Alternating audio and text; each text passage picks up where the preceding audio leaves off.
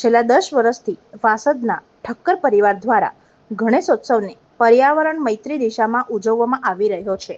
Lakshmi homes ST depot પાછળ રહેતા ચિરાગ કિરીટભાઈ ઠક્કર અને તેમનો પરિવાર ગણેશોત્સવને અનોખું પરિણામ આપી રહ્યા છે. બજારમાં મળતી પ્લાસ્ટર ઓફ પેરિસની મૂર્તિઓ પર્યાવરણને હાનિકારક સાબિત થાય છે, પરંતુ ઠક્કર પરિવાર માટીમાંથી જ ઇકો ફ્રેન્ડલી બાપ્પાની મૂર્તિ બનાવે છે. કુદરતી રંગોનો જ ઉપયોગ થતો હોવાથી નદી કે તળાવના જળચર પ્રાણીઓને કોઈ નુકસાન થતું નથી. અન્ય લોકોની જેમ નદી કે તળાવમાં મૂર્તિનું વિસર્જન કરવાની જગ્યાએ આ પરિવાર પોતાના આંગણામાં પાણીથી ભરેલા સુશોભિત પાત્રમાં વિસર્જન કરે છે. 5મા દિવસે થતું આ વિસર્જન લોકો માટે આકર્ષણનું કેન્દ્ર બને છે અને બાપ્પાના જયઘોષ સાથે વાતાવરણ ગુંજી ઉઠે છે. માત્ર મૂર્તિ જ નહીં, પરંતુ પંડાલ અને સજાવટમાં પણ હંમેશા એવી થીમ લેવામાં આવે છે જે સમાજને સંદેશ આપે.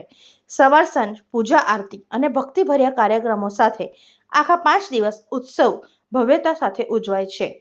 ઠક્કર પરિવારનો આ પ્રયાસ ખરેખર પ્રેરણાદાયી છે.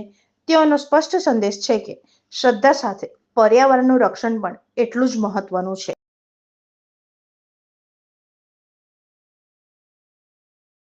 શું નામ તમારું? ચિરાગ કિરીટભાઈ ઠક્કર. તમે ઇકો ફ્રેન્ડલી ગણેશની સ્થાપના કરી અને જાતે બનાવીને મૂક્યા છે, શું કહેશો? હું એવું કહેવા માગું છું કે હું છેલ્લા 10 વર્ષથી ઇકો ફ્રેન્ડલી ગણપતિની સ્થાપના કરું છું. ગણપતિ જાતે જ બનાવું છું. ગણપતિના 1 મહિના અગાઉ ગણપતિ બનાવવાની ચાલુ કરું છું.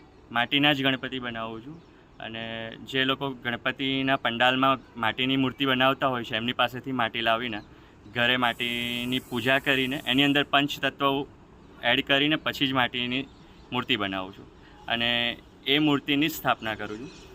ઇવન જે હું આજુબાજુ ડેકોરેશન કરું છું ગણપતિનું, એ ડેકોરેશન પણ ઇકો ફ્રેન્ડલી રાખું છું, જેથી કરીને પર્યાવરણને કોઈ નુકસાન ના થાય.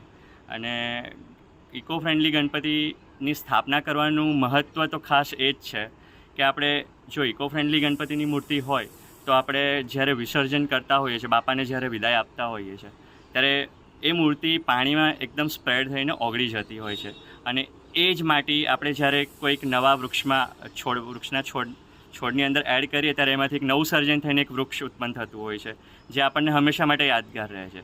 પ્લસ આપણે જ્યારે માટીની મૂર્તિને જ્યારે વિસર્જન કરીએ તો જે તળાવની અંદર કે નદીની અંદર જે જીવો હોય છે, જે આપણે એ બોલી નથી શકતા, પણ એ જીવોને પણ નુકસાન બિલકુલ ના થાય માટીથી. જ્યારે બજારમાં જે પીઓપીની અને ફાઇબરની એ બધી મૂર્તિ મળતી હોય છે, એ મૂર્તિથી જે તળાવના જે જીવો છે, કાચબા છે, માછલીઓ છે, એમને ઘણું બધું નુકસાન થઈને મૃત્યુ પામતા હોય છે. તો એ વિશે પણ થોડું ધ્યાન દરેક લોકોએ ચીંધવું જોઈએ અને હું એ જ કહીશ કે બસ બધા ઇકો ફ્રેન્ડલી ગણપતિ લાવીને અને ઘરે સ્થાપના કરે એના પ્રત્યે જ ખાસ મહત્ત્વ આપીશું.